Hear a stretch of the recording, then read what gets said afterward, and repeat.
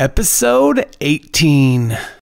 When you just have a lot of ideas, that's not enough. You have to actually get stuff done to be successful.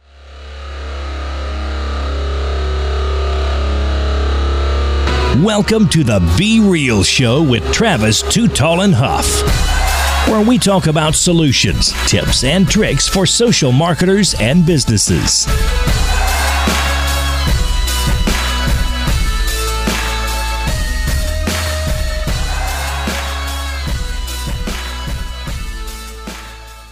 Well, hello and welcome to the Be Real Show with Travis Too Tall and Huff.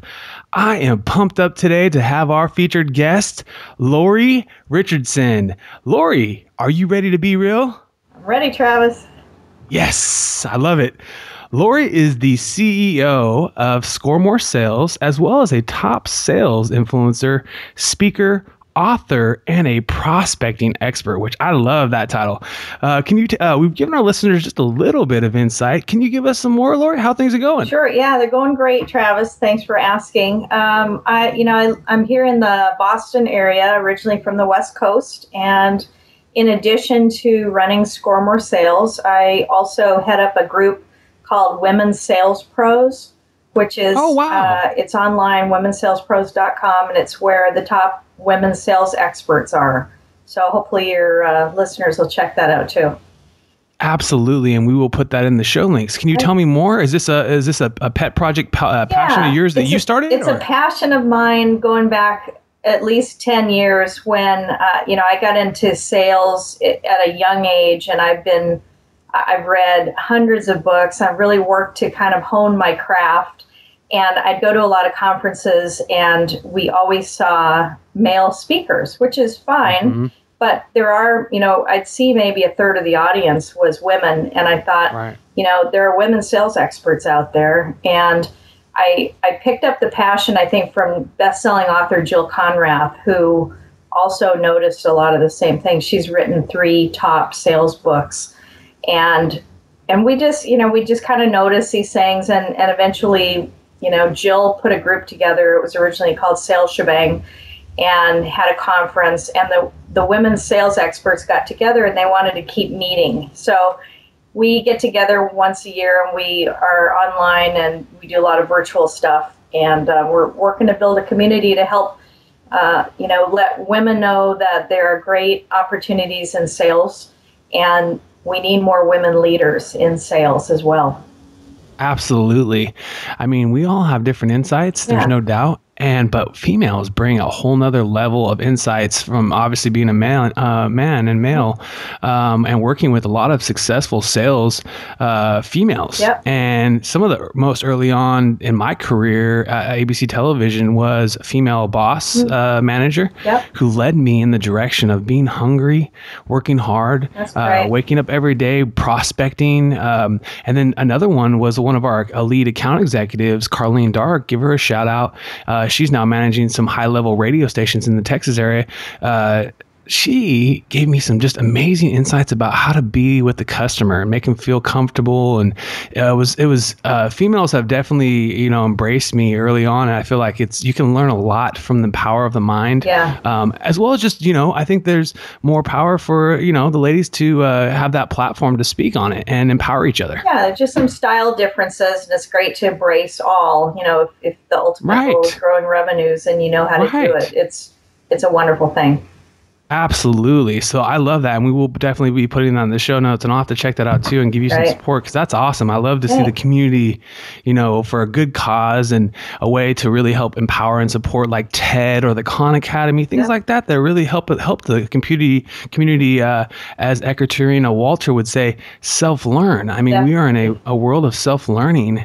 And when she said that to me on our podcast, it kind of hit me in the gut, because it's so true. It's like everything I want to learn, I can learn on YouTube. Yeah. Or the Khan Academy, or if I want to be inspired by someone, I can go to TED and just have these inspirational epiphany moments where you're like, holy moly, they're printing. I remember seeing, they're printing kidneys on a 3D printer. It was like, holy moly, just crazy, and mind blowing. And that's why I love sales. I love the profession of sales, because it's a perfect career for a lifelong learner, because no one ever knows everything.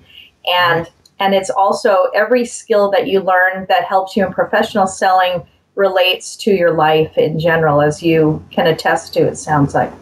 Oh, yeah. Yeah, I mean, they correlate on and off the field. And if those that are listening don't think they're in sales, you're wrong. I mean, everybody in every position in the world is in sales. Yeah. I mean, at the end of the day, you're positioning yourself and your management. You're making sure that everything's going good. You want to make sure that you're not, getting tossed off the line if you're in a corporate environment. Yeah. Obviously, as an entrepreneur, we're selling all the time to our employees, to our customers, and to at future home customers. too. Yeah, or you want to and go at on home. vacation, Yes, you got to lobby exactly. for that, right? 100%. Yeah. Or, hey, I gotta work here for an hour, while we're usually having a downtime or some TV time. Hey, honey, I gotta work a little bit here. And for them to understand that, I've always found that just being honest versus if you're like too stressed out, they can kind of tell, like you're like, you can just kind of sense like, I got all these things I got to do versus like, hey, you know what? Let me take 30 minutes. Let me get this handled and it'll make the rest of our night more pleasant. Yeah. Great time management skill. Yeah. Yeah, absolutely. So now take us to a Be Real moment. Tell us a story or, take us to a time where you maybe have failed in social marketing. It's funny because I would say I failed many times. I don't know about you, but I fail all the time. And that's okay because that's how I learn. And if I didn't put myself out there and stumble a little bit, I don't think I'd feel like I'm growing. And I think when you get beyond a certain age, it's good to fail once in a while. Just it's good to keep saying, you know what? Yeah, I don't know everything. I'm going to learn more. When it comes to social media, I mean, my goodness, just all the different platforms and just learning them and trying to ramp up on them and trying to be out there and then help other people. And so I could cite, time after time, but it's a matter of, it's not that you failed, but it's that you figured it out and got it, straightened out moving forward. Absolutely. And as a wonderful thought leader, Kim Garst would say, fail fast. Yeah. And ultimately, she also mentioned a good point in the podcast interview we had where she said, hey, you know what? The failures actually you learn the most from, because you actually get into the analytics, you see what happened, why it failed. And, the successes we tend to kind of let those pass by. And it's so true. We kind of, celebrate the win, pat ourselves on the back and move on and don't really see, what was the reason of the success, right. Yep. But the failure is the best thing about it. And I always say to everyone listening, the reason why I actually ask this question is just for people to realize that part of failure is a constant in our social game here. Yeah. And you really have to be not afraid to fail. And then also when you do fail, listen, be authentic, apologize for mistakes, be a person, be a human, and ultimately learn from it, And so that's awesome. Thank you for sharing that. I mean, I really appreciate that because like I said, most of those that are listening today are, social marketers and some of them are hesitant sometimes to run a campaign because if they're afraid to fail, and you can't be afraid of that. You have to use your gut. If you feel that it's good, if you feel it's bad, I always say the gut's the biggest check. I mean, when you see it on your feed there, if you see it and you're like, oh no, probably don't post that. Yeah, and if you do your best, you do your best, you have nothing to feel bad about. Right. Yeah. And you're constantly learning. And like you said, everyone has different energy levels on different days. And if you're just trying your best, it's going to go a long ways. Yeah. So now take us to another moment where you feel like is maybe your most epic social marketing moment. I think that I was thinking about this earlier. And I think that when I saw through numbers, metrics, I saw the power of blogging and Twitter and LinkedIn in terms of how it was all coming together to give us lots of prospective new customers. Right. It was really amazing. And to see that there was a time, I had an early blog, I had an early website, and it used to be different then. And at one point it changed to where now people go to your website when you post new content. And that hit me, and it's, it's one of those moments that you go, oh, wow, this is really different. And I better keep working on, trying to create as good of content as I can. And so can you tell the listeners, how long have you been writing? I've been writing, I think 12 years. probably. Nice. Yeah. Awesome. So you were an early adopter. Yeah, I started Squirmore Sales in 2001. Shortly after 9/11, I left my last corporate job, and I started writing, not because I thought I had anything to say, because I didn't. I started reading other people's blogs and started commenting. And then eventually I had something to say, but that's how I started out. And then it became therapy for me, because I would go talk to a company about sales, because that's what I do, is help people grow sales. And I would hear something really weird. For example, one time I remember a company said, I want you to talk to our one salesperson and try to help her, grow her sales. And so I met her, and she said, well, I hate to use a phone. And this was, 10 years ago, when phones were pretty big back then. And she said, I only like to meet people in person, which is kind of hard to scale that when you're not out and about all the time. So I would write about stuff like that. And eventually, it kind of took off. So that, I think, I'm glad that I started early, and I definitely am an early adopter in a lot of things.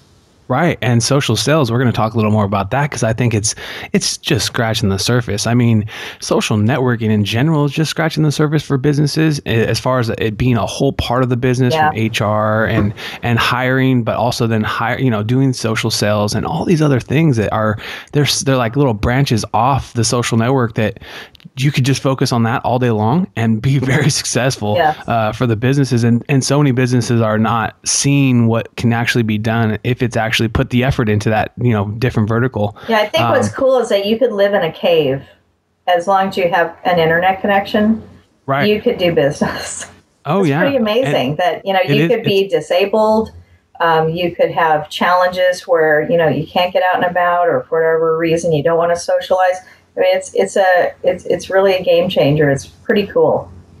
Absolutely. And the fact that we have like Skype, what we're using right now, shout out to Skype for amazing quality content of an honest conversation that we're having here. And I'm getting to know you right here. I mean, through the podcast, that's why I told you that's our initiative, is to get to know more thought leaders in our industry. And I love your feedback about just, at the end of the day, you have to adopt, you have to make a move. And I like what you said about, commenting first and kind of being a part of the community before you start writing. Yeah. Because it kind of gets you ready. Right? It kind of gets you ready. And then I think the biggest one for all those that are looking at writing a blog and what to think about is write questions and write blogs about the questions and the interactions you're having with clients. Yes. It's an easy way to think of topics. For me, when I started writing about maybe a year and a half ago with Social Media Today, that's how my approach was. At first I was like, I have to write on these different topics, the hot topics I thought that were going to be mattering and things like that to the community. And now I write, hey, when people are asking me a question about something, that's the topic for that's my blog topic for the morning. And it goes really well because I can talk in a personal way, an experiential way, versus having to think of what I need to say. And if you're an entrepreneur or a business person, that's a great place to start, is just start writing out the answers to the questions. When someone emails you a question, turn it into a blog post, turn the answer into it, and then send them the link. And you've killed two birds with one stone. You can help the person, and you can help other people that have that same issue. 100%. And then also I go even a step further for that. For those that have businesses where they need to instruct people how to use their product, make a simple YouTube video. I mean, I just recently bought a product and it was like, they didn't even have a instruction guide. Yeah. It was like, I went to their website and I watched a 5-minute video. And after the 5 minutes, I watched the video 3 times. But after the 3 times, I know everything about this product. That's great. And I know exactly how to use it. And then I also had a correlating kind of blog, if you want to call it, actual text, so you can kind of see it. But it was just so helpful, the combination of having that, text, but then the support of actually being able to see if it's... Yeah, it's so wonderful. That's just, it's just amazing that you can learn that way. It's really... Yeah. I mean, it was amazing. It was absolutely amazing. I thought, hey, I got to keep spreading this word for businesses that do have a product where they need to kind of instruct people how to use it. And there's, frustrations there. And some companies have a lot of different, frustrations that come in on customer service. And I think that all of them can turn them into blog posts, like you mentioned. and solve a lot of issues. Knock out two birds with one stone, have some great content, and then have just a way that people can find information. And going back to Ekaterina, self-learn. Have the customer self-learn. Yeah, and video is an awesome way to do that too. Oh, yeah. So now we're going to enter the mindset of Lori Richardson with some B-realisms. Sure you want to? Absolutely. Okay. Lori, tell us, in a perfect world tonight for dinner, if you can meet anyone in the world, who would it be? If I could meet anyone? Yeah. Oh, wow. That would be, do they have to be living? No. Oh, I'd like to talk to John Scully. I love it. And nice. I'd like to talk to, there are a number of people, like Guy Kawasaki is somebody I've been following for a long time. He doesn't get out to the East Coast too often, but he's a guy that I would love to talk with. It's because he started up so many companies. I'd like if they don't have to be living, Steve Jobs. I think that would be fascinating. Oh yeah. That's a good one. We haven't had that one yet. I love Steve Jobs and what he's done. Just even they talk about just from the typeset of our emails, you know, our email fonts and things like that he, really was the beginner of all the, the way that we can now email with different fonts and things like that. It's just amazing to think that one man really kind of helped start this revolution and ultimately all the other things that came along, obviously the iPod and iPad and all the new things now. But the ideas that were put in it wasn't random, that there was a lot to it. Yeah. Yep. Yeah, even like it's like the fonts and things like that. It just blows my mind to think that, such a small thing now to us was revolutionary, obviously at the time, and now it's just normal, common day things that one man really kind of saw that vision that people would want to use different fonts and colors and things like that in their emails, and it's just so interesting how a visionary man like Steve Jobs can change the world. Yeah, and on a human side, I would like to have talked to Mother Teresa. And I would like to meet the Dalai Lama. Oh yeah, the Dalai Lama is actually one of the faves on the show, and I'd actually always give people a little feedback. When I was a young boy, I used to love collecting autographs, and early on, there's a website that would allow you to that they would show basically tested autograph places, and the interesting thing is this is in the AOL days. Yeah. The Dalai Lama had an email address, and if you sent the Dalai Lama an email, he would autograph and personalize. Yeah. I had no idea. And so I've shared that. It's just an interesting thing to have, and it's a timeless piece. It's not just like a picture. He signs a really cool. It's like a booklet, and it's just really cool that you have like an artifact that you know. Yeah. I always kind of share that, but. Yeah, Dalai Lama is the man. So he's out there on the email. He's been out there on email since the AOL days, which I always explain to those that are listening that maybe don't believe in social networking. Email is the best social networking. Oh, yeah. I was on AOL at the beginning, too. Oh, yeah. In fact, on LinkedIn, I was member number 29,426. Wow. Yeah. Early on. And now they're 300 million right. or so members. Yeah. It's just the beginning too, I think. Yeah. There's so many people that say, oh, I need to get a LinkedIn profile. I mean, top level executives, people that run huge companies are still missing the boat, as well as their management is missing the boat of social selling and building value and offering great content and just being friendships, having these awesome partners, if you want to call it, that would be willing to help you out. Yeah, I just, but I do, there are a lot of executives that are on LinkedIn, and I just connected to a chief operating officer of a $4 billion company recently. So there are some, but you're right, not all. They need to be more. Yeah. I definitely agree with you as far as a prospecting tool, like we're going to maybe get into a little more into your insights on that. Yeah. LinkedIn is probably the best way to narrow down who you want to target, right? The best data out there, yeah. Yep. And then you can really kind of filter who your search is. Another really cool feature is they always had the saved search where you can kind of put together a list of maybe like the newest CEOs in California, for instance, on LinkedIn. And then it would send me an email with all these, people, which is another helpful way of me kind of curating. And I think another really cool thing about LinkedIn is it allows people to give a congratulations on when someone's had a job, an anniversary or a birthday. Well, it lets you know. Yeah. You know that someone's changed jobs or that they have a birthday. It's nice because it's sometimes it's hard to keep track of that stuff. Yeah, and we just had Jeffrey Hazlitt on. Oh, yeah.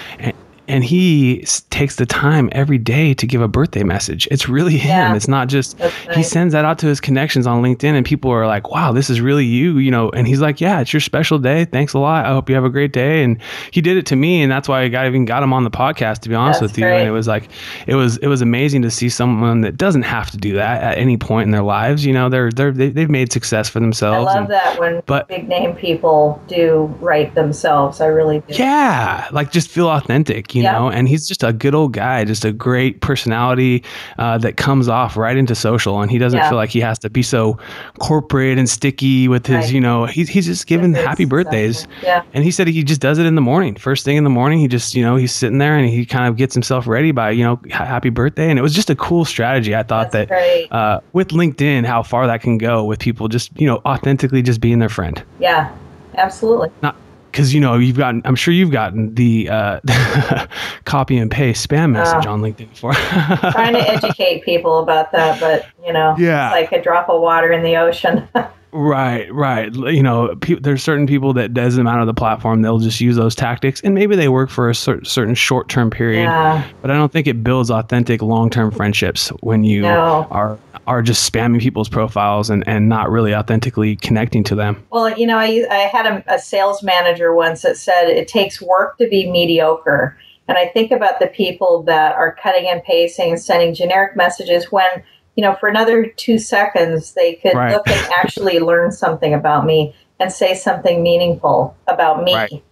And I agree. Yeah, like it doesn't take that much longer to be authentic, right? Exactly. As Kim would say, it doesn't take that much longer to just be your own self. Right. You don't have to censor your voice, but don't copy and paste. Those that are listening out there, if you've ever done it, and I'm not going to BS. I've done it before. Yeah. It doesn't work. No. It doesn't work. I mean, early on in social, maybe 9 years ago, I did it, and it doesn't work. Yeah. Somebody must be teaching it now, though, because I've seen more and more people doing it. Yeah. I mean, there's probably people out there that say, hey, copy this many people and paste this many things and you're going to get a response. Obviously, the whole numbers game. But I think it kind of burns bridges with those that, like, for me, if someone sends that to me, I will disconnect them as a friend. That's what I do too. Yeah. I'll even block them on LinkedIn so they can't see my content or anything like that, because it's like, you know what? And it's horrible on Twitter, but it's just crazy to me that people don't really think of it as a way to really connect. Because like I said, the biggest closer I've ever had is email, which is the first social network in my opinion. Yeah. And if you take that authentic personal approach, it's going to be a winner chicken dinner. Yep. And if you don't win and have a sale or success or whatever it is, you're at least not going to come off like that guy that's just spamming people. Yeah. You're going to come off, at least like you said, at least if you took a couple extra seconds and said something valuable to you personally, if you didn't respond or didn't act, at least you felt like this person was trying to get to know me. It wasn't like they were just trying to blast me with some spam message. Right. Exactly. So let's take us to here now. Where in the world do you dream of living? I would actually, if I could choose it, I know this sounds crazy, but I would live in downtown Boston. Yes. Right in the city. Cool. Give them a shout out. I love it. There's a ton of technology going on. There's a big innovation boom. And I love walking around Boston and, just be more involved with some of the technology startups and things like that. I think that would be a lot of fun, but not in the wintertime. Not in the winter. I go somewhere warm in the wintertime. Summer. Okay, there we go. So we find a summer place, and then for the wintertime, we'd be out of there. Yeah, it was a tough winter in New England. Oh yeah, yeah. We wish we needed some of that the ice and rain over here in California, where we're having a massive drought. Yeah. And I wish that next big entrepreneurship idea is how to ship the weather other places. Yes. So if you're having a bunch of ice here, take that ice and ship it to California. There was a guy shipping snowballs. Really? But yeah, it's hard to scale, I think. It's hard to scale it. Yeah, it's hard to scale that one. But I think it would be a big idea if we could figure out, how to actually direct some of the extra water, especially from one place to the other. Absolutely. So tell us, Lori, what is your next big dream? My current dream is to grow Women's Sales Pros into a much bigger presence so that people I do work in business-to-business companies, and I want people to know where to go to get inspired. So if it's a young woman considering a career, she might be interested in going there and seeing all the different women that are very successful doing big things and selling. If it's a manager that wants to hire, more of a balance, that wants to have more diversity on their team, they can get ideas there. If it's a recruiting manager, they can get ideas. If it's someone that wants a keynote speech that's different, they'll go there. So I'd like to see it really grow, and we're doing some things with some sponsors this year that I think it will really help that happen. So that's the energy I'm putting into my passion project right now. I love it. And as entrepreneurs, I think it's always good to have another passion project. Mine right now is the podcast, and I have some other things that I do with music that have always been a passion of mine that are paying off bigger than ever, to be honest with you. But it's still a passion project. It's not the daily day CEO, working hard in the trenches for your clients and right. delivering results. It's more of just a passion, and you put your effort and hard work into it, and there's no guarantee. There's no guarantee what it is, but more times than not, I believe that if you put it out there, it's going to happen. It's just a matter of how much time it takes. Yeah, I agree. So how do you like to typically start your day? I start my day with coffee. Nice. And do you have a favorite coffee? We have espresso here every morning, so nice latte. Oh, yep. I love lattes. I got the Starbucks machine. Yeah. That's awesome. Oh, you grind the beans and everything. Grind the beans and do the whole thing. And we have a Keurig as a backup, in case anything happens to the espresso machine. But, so a bit of a coffee snob. And then I write. I write it early in the morning. Nice. When I have a lot of ideas, and then I'll do the rest of, a lot of different other daytime things, depending on whether I'm traveling or not. Right. Try to do that every day. And I found for myself now, when I write first thing in the morning, like you're saying, get the coffee and then go right to writing, I feel ultimately accomplished. I feel like, wow, I got a piece of content done. It's off to my editor for her to edit. And now I can go, fight the fires of the day for the clients and work on all the other client stuff. But I feel like for my own personality, I feel like, oh yeah, I got something great that I wanted to get off my chest or a thought. And then obviously, like, you have now another solid piece of content to be used forever. Right. And you must be a morning person too, then. I am. I typically start about 6:30, 7 o'clock in the morning over here on the Pacific. And, but I found that when I push that blog out any other time, I won't get it done. Right. I find other excuses, other things come up and once in a while I'll get it done. But I know, like clockwork, if I start writing at 7 o'clock, no TV on, no GMA, which I like, Good Morning America, shout out to them. No GMA on, I write first. It only takes me 30 minutes to write a whole page. And I really have that quiet time. And the biggest thing I love is, because I'm a huge believer in check marking things off and getting things done. It's like, boom, check mark. Biggest, one of my most favorite things to do today is done, like the blog. Yeah. So that's really awesome. And I'm glad you shared that with our listeners, because if you're planning on writing, the morning time is a great time to get it done. If you're a morning person. If you're a morning person, everyone is different. You're absolutely right. So if you're a morning person, the morning is the best time to just get it done. Yeah, absolutely. So now, Lori, can you tell us, share a personal habit that you believe leads to your success? I think that even though I'm a big picture person and I like to work with big picture people, so I can't work with everybody in business. I like to work with people that are forward thinking, and I have a lot of ideas, but when you just have a lot of ideas, that's not enough. You have to actually get stuff done. And so I think that that's somehow I have a balance. It's not always well balanced. It goes up and down, but I get stuff done. And that's what you have to do to be successful. Oh, yeah. I always say, just do you, just like the Nike symbol, but force it back to you, because a lot of times clients, friends, family will want us to do things, commit our time to things, have a phone call with a buddy to talk. Yeah. And it's nice to do those things, but if you're not doing you first, then you won't get anything done. Yeah. And so I like that you say that, but you have to have the big picture. You got to have the big vision, but if you're not making those little baby steps to get there, it's not going to probably happen. Yeah. Rarely do you hear Michael Jordan is, I didn't even make my high school basketball team.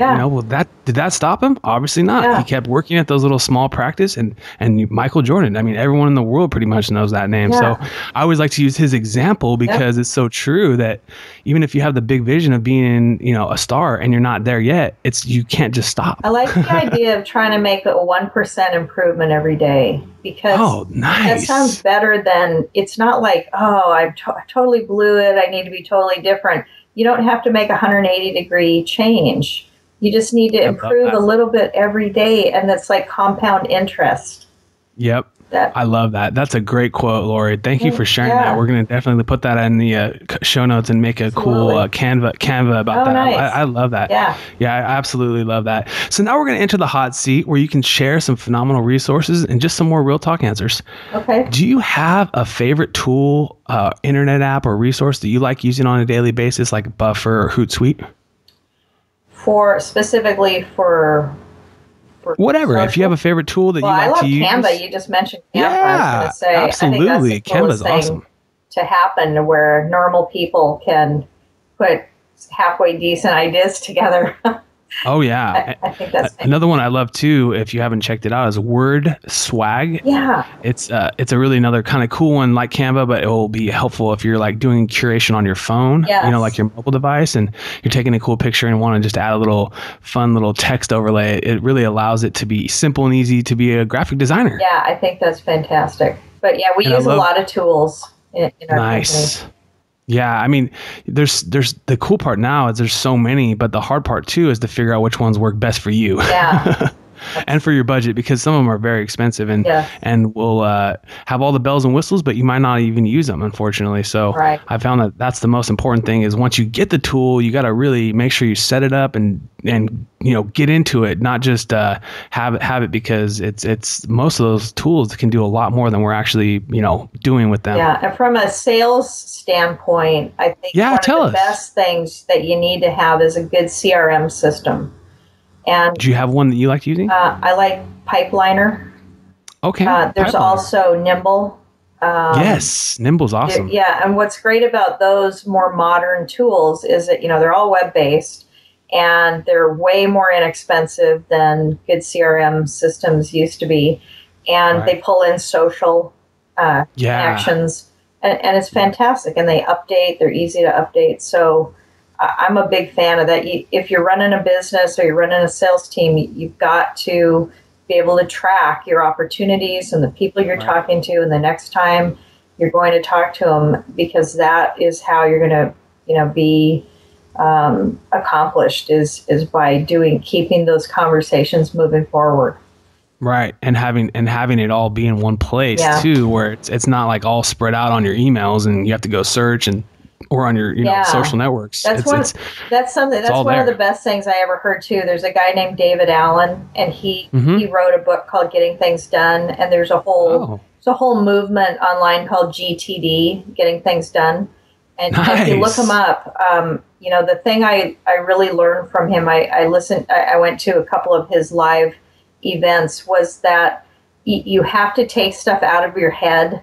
You can't just keep all these things in your head that you're trying to remember. You have to put them in a safe place, in one safe place. And if you do that, what happens is your mind becomes more creative. It frees up your brain to be more creative. And that's what we need to go far in business. Oh, yeah.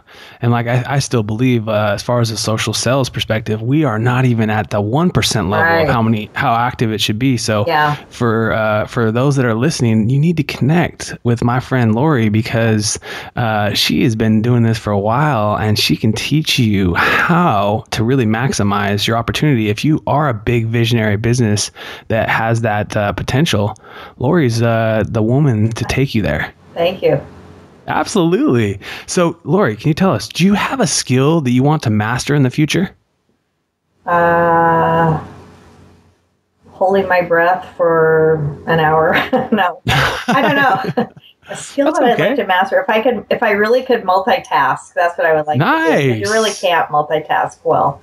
It's hard to do. It's been proven. Yeah, your brain doesn't work that way, but I'd like to if I could. Or clone myself.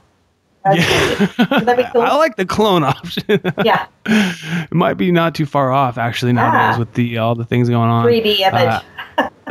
Yeah, just maybe I could clone myself into a computer, and then the computer could do exactly everything I'm thinking, or that would be awesome.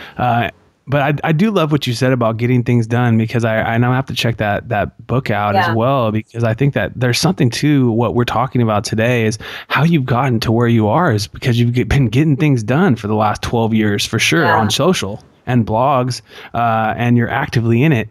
So can you tell us, we're going to have one last question, and then you're going to give us some real talk thoughts. Sure. But can you tell us, if you could develop any new business in the world, what would it be? Wow. I think it would be a way to help people that are homeless and impoverished somehow better connect with people that have excess. We throw stuff out, clear our plates, and, if you don't eat everything on your plate, like my mom always told us to do, you're throwing stuff away. And it just seems like there's so much excess in America anyway, that there must be a way we can better work with people that don't have enough. And I don't mean because they screwed up. I mean, like, because they're little kids and they can't help it. Yeah. And so I'd like to see poverty end for children in my life. That is one of my blessings too. I wish that there was a way that with all this technology, we got Uber now. We got, if you want a dang taxi, you don't even need taxis anymore. You got Uber. You got someone driving you in their car, making money actually driving their car. Uber is not even taking on this technology, the car. They're just technology. Amazing. But you'd think, man, all this awesome other stuff, self-driving cars, and we can't figure out why businesses, restaurants specifically, throw away hundreds of millions of billions of tons of waste every day. Well, and some people have worked on that. There are in different cities. Absolutely. But not it just doesn't seem like it's taken on a way of it being driven by the person. That's why I think Uber's so successful. So it almost need to be like advocates in each area that would pick food up, that would, bring it to certain places like community food banks or places like that they could repurpose or package it and make sure it's safe. And the same with clothes and absolutely. No, absolutely. I think there's an idea there. I think there's someone out there, and if anyone's listening, and you need to connect to Lori. I think she'd be a great partner to help you take this vision, and vice versa. If there's anyone out there, I think that there'd just be a great opportunity to help a great a need in our world, less than the transportation and all this other stuff. Well, and that's kind of nice. Here's a cool example of a way that's happening. I know a guy named Max Altschuler, and he runs saleshacker.com. It's another site you should check out.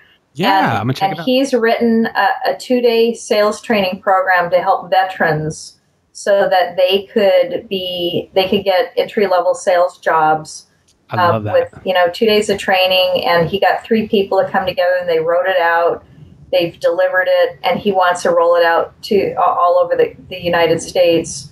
And have other veterans training veterans so that they could go and get some of these sales jobs that are in abundance. There are a lot of companies looking for inside salespeople. Right. And if you're willing to work hard, sales is not hard. Yeah. It's just you're building a community, you're connecting to people, you're offering them value, and when they need your service, they'll be calling you. Yeah. And it's not a hard process. It's a process probably similar to the military, and the discipline it takes is really necessary. Yeah. Right? I mean, in sales, I think it takes that discipline, like you said, waking up every day, being early, waking up, writing. That's discipline. Yeah. A lot of people can't do that, and so I think there's such a need to empower the amazing veterans that we have in our country that have given all their, their lives, given their family, given their body to our country for our freedom. And I wish we could figure a way to, those two areas, like you mentioned, the homeless and the people that are impoverished in food. Yeah.